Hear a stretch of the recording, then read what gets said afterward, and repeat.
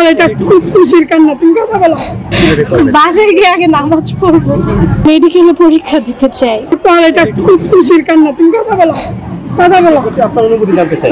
অনেক ভালো লাগতেছে, অনেক কষ্টের পরে এটা। কেমন হয়েছে রেজাল্ট? আজকে আপনারা কি পেয়েছেন? Golden A plus. আচ্ছা, উনি কি আপনার আম্মু হয়? হ্যাঁ। কেমন লাগছে? আমার কাছে খুবই ভালো লাগতেছে, যা ভাষায় প্রকাশ করতে পারতেছি না। আপনিও কান্না করে দিচ্ছেন? আমার সন্তানের সাফল্য হয়েছে আমাদের কাছে সবচেয়ে বড় পাওয়া। মেডিকেলে পরীক্ষা দিতে চাই। আমার মেয়েকে নিয়ে আমার এটাই স্বপ্ন, যেন মেয়ে বড় হয়ে একটু ডাক্তার হয়ে যেন মানুষের জনসেবা করতে পারে।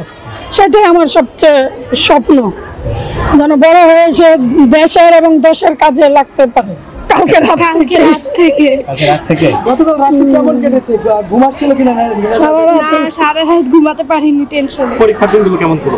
পরীক্ষার দিনগুলো ছিল অনেক কষ্টে, পরীক্ষাগুলো দিয়েছে। আর এবারে কোশ্চেনগুলোতে একটু স্ট্যান্ডার্ড কোশ্চেন ছিল, ভালোই লাগছে। কেমন লাগছে? ভালো ভালো। সবশেষে খুব ভালো লাগতেছে। কে কিভাবে করবে? বাসায় গিয়ে আগে নামাজ পড়বো।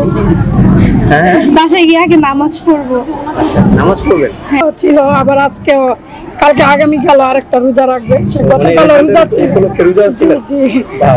পরীক্ষার প্রস্তুতি কেমন ছিল? আপনি কি দেখেছিলেন? না, এর সে রাত 11টা পড়তে বসলে রাত ভোর 3টা পর্যন্ত।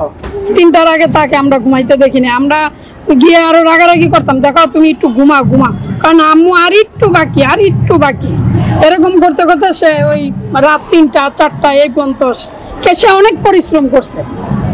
আপাতত তো দেশে থাকার ইচ্ছা আছে, যদি হচ্ছে ঢাকা মেডিকেলে চান্স পাওয়ার ইচ্ছা আছে। ঢাকা মেডিকেলে পরীক্ষা দিব, যেই মেডিকেলে আসে সরকারি